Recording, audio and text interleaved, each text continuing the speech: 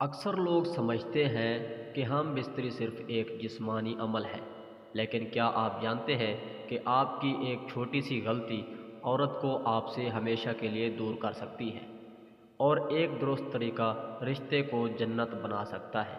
آج کی یہ ویڈیو آخر تک ضرور دیکھنا، کیونکہ یہ باتیں کوئی آپ کو کھل کر نہیں بتاتا۔ السلام علیکم دوستو، آج ہم ایک بہت حساس مگر انتہائی اہم موضوع پر بات کرنے جا رہے ہیں۔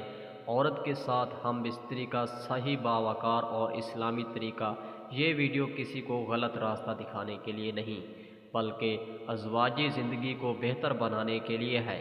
سب سے پہلی بات، اسلام میں ہم بستری صرف نکاح کے بعد ہی جائز ہے۔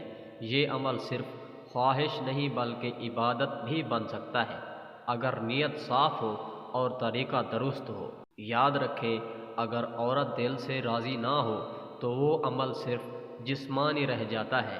اسلام میں زبردستی کی کوئی اجازت نہیں۔ عورت کی خاموشی کو کبھی اس کی رضا نہ سمجھیں۔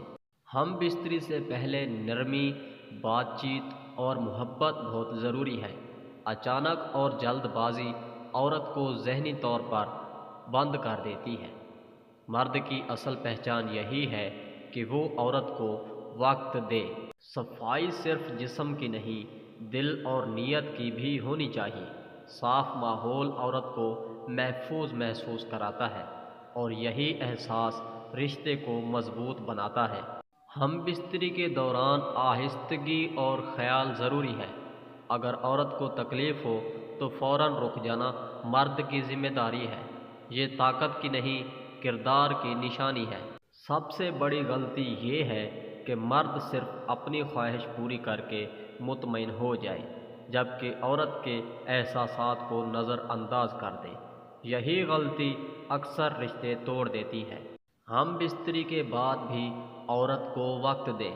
پیار بھرے الفاظ اور توجہ، یہ وہ چیزیں ہیں جو عورت کو کبھی نہیں بھولتی۔ مزید ایسی اچھی ویڈیوز دیکھنے کے لیے ہمارے یوٹیوب چینل کو سبسکرائب کریں اور گھنٹی کے نشان کو آل پر سیٹ کر لیں، تاکہ ہماری آنے والی نئی ویڈیوز سب سے پہلے آپ تک پہنچتی رہیں۔ اور ویڈیو اچھی لگی ہو تو ویڈیو کو لائک ضرور کیجیے گا۔ شکریہ، اللہ حافظ۔